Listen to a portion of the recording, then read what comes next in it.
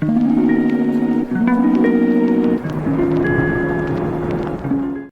my name's Tanya and this is my channel Just Let Me Sew. Thank you very much for joining me today. I hope you are well wherever you are and that the sun is hopefully shining, which it is currently here in the UK, although it has been raining loads this morning. It's really quite cold. I'm actually feeling a little bit chilly in short sleeves, and it's June, so there we are, happy days. So today I wanted to share with you a outfit that I have been working on. Some of you will know that I started a new job recently, and before I started that job I wanted to make a couple of garments. So I talked last video about some trousers that I had been making, and they are now finished, 100% finished, which I'm so pleased about. They really did take quite a long time. I did talk about them in my last video, but I wanted to put them together with a blouse that I've also finished, which is this blouse, to create a sort of work outfit that I'd seen a few ideas of on Pinterest, and I had the idea of putting it all together to make a nice little outfit. So that is finished, and I'm going to talk to you about that today. So the trousers that I have already shared are a simplicity pattern, and the pattern is this one. It's Simplicity 9826, and it comes with trousers, a cardigan and a little cami top as well.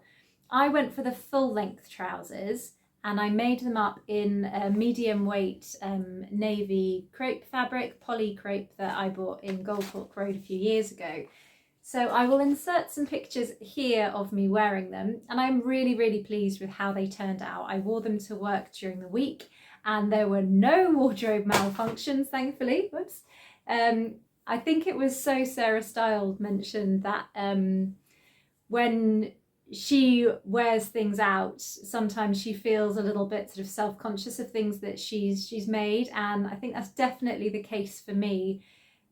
Just with trousers though, I have this thing in my mind that there's going to be a terrible wardrobe malfunction, like the crotch seam is going to rip or the zip is going to fall apart or something like that.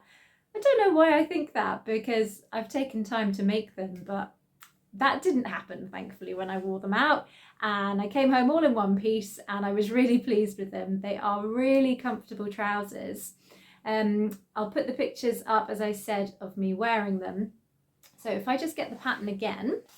So if you can see from the pattern, it has got these two pleats at the front, and at the back it has a dart which gives a nice shape to the back.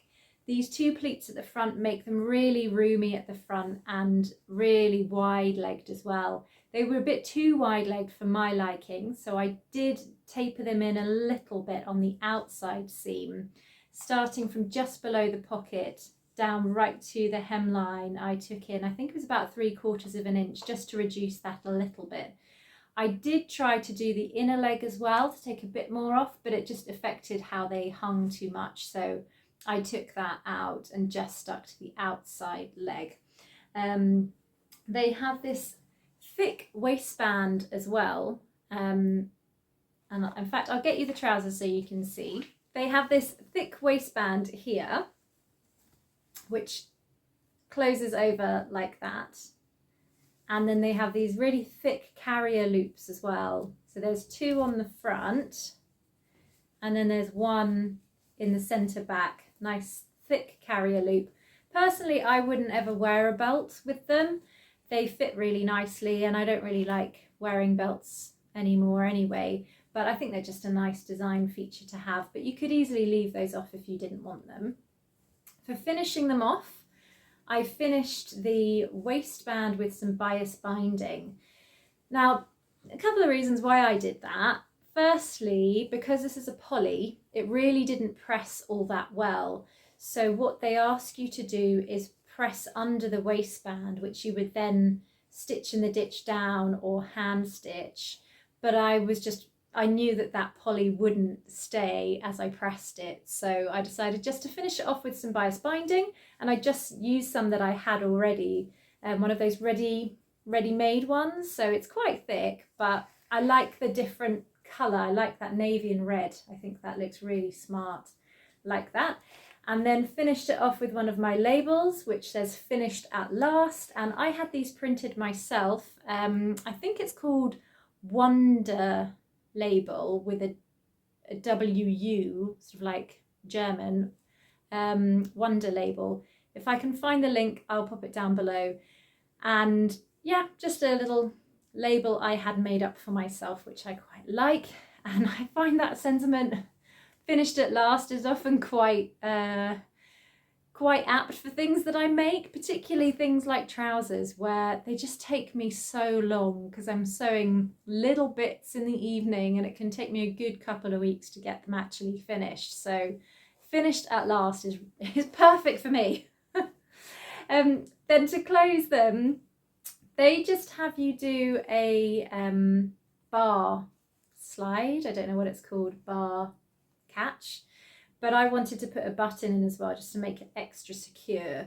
So it finishes off with a button and then that little slidey bar there.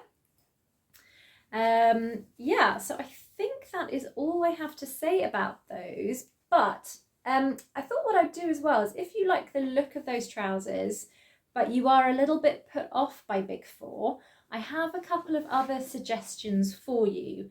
Also, if you're a bit put off by doing a fly, I have a suggestion that doesn't have a fly, and then I have a suggestion that just has a zip but not the full fly on the front as well. Because with the Big Four, they really don't give you many instructions on how to finish them in particular, which for trousers you need to know in advance, because for certain seams you can't really go back in afterwards and finish them off. You know, it is too late for some of them. So you need to know which seams to finish and which not to. So the first pattern that I wanted to share with you as an alternative to those simplicity trousers is a Sew Style pattern. And Sew Style at the moment have got a sale on. So I think these trousers are down to about £9, something like that.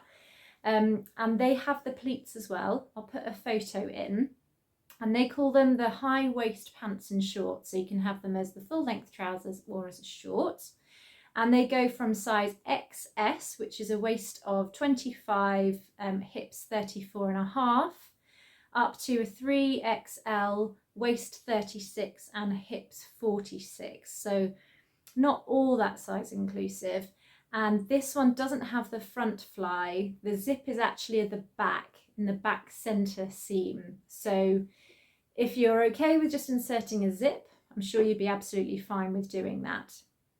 But there is a zip and it is at the back. So just worth bearing that in mind if you're happy with it being in the back.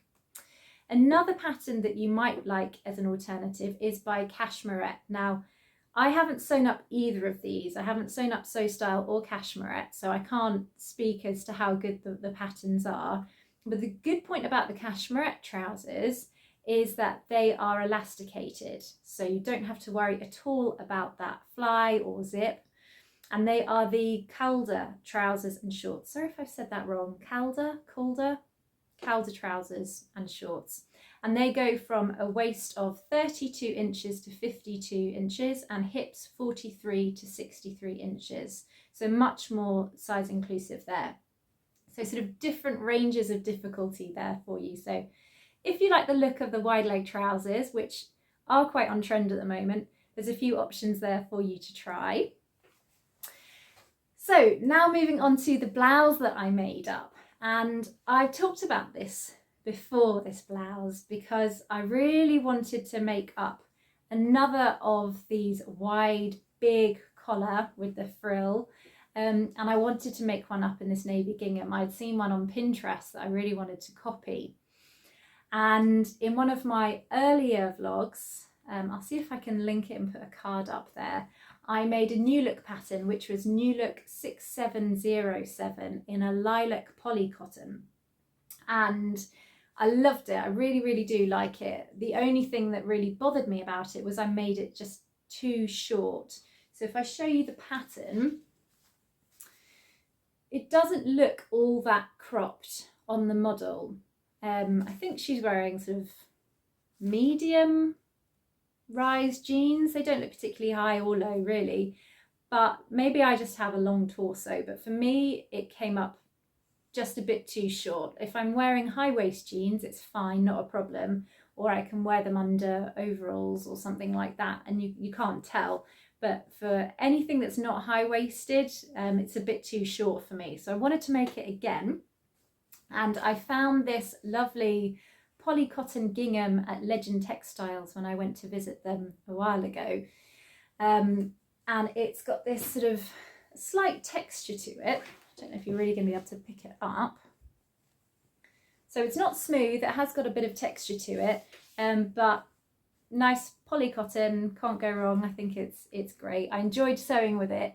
It pressed really well, it behaved itself. It was a nice sturdy fabric. After having that crepe fabric that just slipped all over the place and drove me nuts, this was a really nice one that would just do as it was told.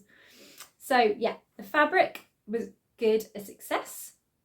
This time I lengthened the bodice by 2 inches. I also raised the neckline because I think it was only like about 3/4 of an inch that I raised it. But because of the weight of the collar as well, if I lean forward, that really did pull. So I just didn't like that amount of gape that I could possibly show off if I was leaning forward. So I raised that up a little bit. If you do that, just bear in mind you also need to make the same adjustment to your facing, because this has a facing that goes all the way around and down. Okay, so what else can I say about this pattern? If I stand up, you will see it. I've got it on with jeans today, just tucked in. But it goes really well with the high-waisted trousers as well. I love the look of it. And I've just used some little shell buttons, which are my favourites, just my go-tos. I did have a look in my stash to see if I had some navy ones, which I'm sure I did have, but I couldn't find them anywhere. So I went for my just shell ones that I love. The pattern has you do pleats in the sleeves. I don't think you can really see them there. So I didn't want to do pleats on this one, mainly just because I wanted to keep the sew as straightforward as possible. I did the pleats on my last one, and this time I just wanted to keep my life nice and easy. So I kept the shape of the sleeve head exactly the same, but because of the pleats on the pattern, it's quite jaggedy. So I just didn't even redraw the pattern piece. As I was cutting it, I just sort of smoothed it out with my scissors, just did it freehand, cut it out that way, and then I did some gathering along it instead. It's hidden by the big collar anyway, so you can't even really tell that it's gathered or pleated anyway, I think, so it doesn't make too much difference. And then I did the little cuffs at the bottom, which are gathered in. It has 2 darts, just bust darts there, and then the fit itself, if I untuck it for you, it's quite just a boxy fit. I did grade it out at the side because it finishes just a little bit above the fullest part of your hips, and I have wider hips, so I didn't want it to be too snug over my hips, so I just widened it on each side by 1 inch. If you would like to make up a top like this, but perhaps again not too keen on the big 4, I have a couple of options for you. The first alternative is a very well-known one, and that's the Nina Lee Bakerloo blouse. So the collar's a slightly different shape to this one. This one's a bit more rounded, but again, I haven't made up the Nina Lee, but it looks visually pretty similar to it. It's got this nice big collar if you wanted to take that look. And the Bakerloo goes from a bust of 32 to 46 inches and the hips 33.5 to 47 inches. If perhaps you didn't want to do the blouse, or you just wanted to try something a little bit different, you could just do a detachable collar pattern. And if you go onto Etsy, type in detachable large collar, you will find a couple of patterns actually come up, and I'll put a link to one down below and put the picture here of one that I found. So that just goes around, you could put it on a t-shirt or another blouse and just tie it up like that. So more of like an accessory if you wanted to give that a go. So those are the 2 items that I made up to make that work outfit look that I was going for. Let me know your thoughts below if you like it, if you've got any similar patterns, anything like that that you already have in your wardrobe. So what else have I been up to? Well, I have to say, after making the trousers, I felt really quite drained. My sojo was really low. It was a very involved make. The fabric, as I mentioned, didn't really behave itself very well, so I felt quite fed up after making those. So this was a sort of a step down from that, still quite involved to make, but I wanted to get that outfit finished and done and ticked off because I had it all cut out and it was just looking at me from the corner of the room. So I'm glad I got both of those done. The next thing I made up was using some fabric that I got again from Legend Textiles when I went on my recent visit. And it is this lovely tie-dye pastel jersey fabric, which I'll just grab for you. Here's the fabric, which I have now made up into these little summer dresses.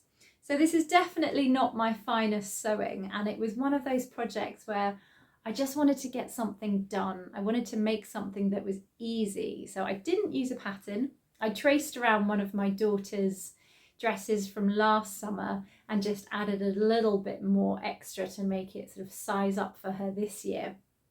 So it's a sleeveless little sundress. I did a neckband and armbands. The armbands are too big, so they're sort of like little mini sleeves, but I'm really not too bothered by that at all. And a gathered skirt. I got her to try it on and I kept the fabric really long because I just wasn't sure on her height. I cut this out at my recent sewing social that I'll talk about in a sec. And when she tried it on, it was sort of down to her ankles and she said, "No, mummy, I love it. I feel like a princess. It's a princess dress," which was really sweet. So I've kept it intentionally quite long for her. And then one for her cousin as well, who is exactly the same age as her. So they can be matchy-matchy. And I have got a bit more fabric left, so I'm going to make one for her other cousin, who is 3. So the 3 of them can have matching dresses, which will be really sweet. And then I might have enough left over to make myself a t-shirt as well, which would be nice, something nice and bright for the summer whenever it arrives. And my plans for sewing coming up. I want to take part in the So Fruity challenge that Yvette Blossom Sandwich, co-founder of Stash Hub, is running. And she's made this challenge really nice and open, so pretty much anyone can take part if you want to. It's called So Fruity, but you could use a fruity coloured fabric. You could just do a little fruity applique, fruity fabric, anything like that. I saw Sam from So Let's Sparkle. Sam is just doing some little fruity buttons on one of her plans. So pretty much anyway you could take part. And what I want to do is I've got this white double gauze fabric that I got from First for Fabrics. I think I got about a month ago, so they've probably still got it in stock. I want to have a go at making a Marni blouse, but I want to hack it into a sleeveless version so I can wear it in the summer. Possibly flip the back opening and put it at the front, possibly, not sure about that yet. If not, just sort of lower the neckline a little bit. Still have the big ruffles on the side seams that I really like. I won't do the pin tucks. But what I want to do is on the top yoke section, I want to do some embroidery. And I thought that would stand out really nicely against this white fabric. And I thought I might just do some little watermelon slices, just sew some along the top, embroider some. We'll see how that goes because my hand embroidery is not great. I mentioned, I think last video or the video before, I am trying to do some embroidery on some overalls, the meadow overalls that I made, and it's taking me ages and I don't think it looks that great. So I'll give it a go on this, see how it looks, probably test it out first on a scrap of fabric. So I would like to get that sewn up. The challenge runs until the end of June, I think. Not sure realistically if I will get it finished in time, but it's my plan. It's what I'm aiming for. So we will see. I mentioned as well just a minute ago that I had my sewing social last Sunday, and I run the Red Hill Sewing Social, and I had a really great group of people come together on that Sunday. Lots of amazing projects happened, and because it was Green Week, we were treated to a little talk by B, who talked about mending, and she does some amazing mending of her clothes. So she had lots of her garments there to show us the different techniques that she's used, and I gave a little talk on the textile industry and how we can be a bit more thoughtful on our fabric purchases and how we use our fabric, that sort of thing.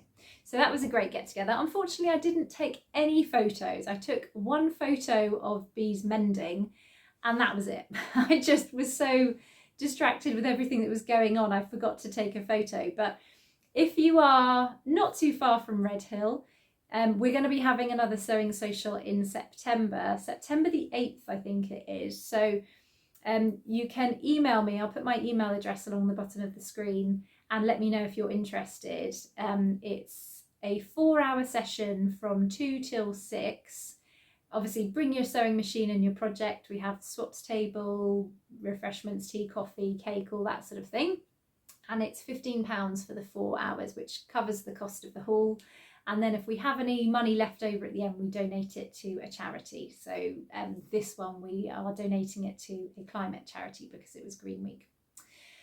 That is me for this video. Thank you very much for sticking with me if you stuck with me this far.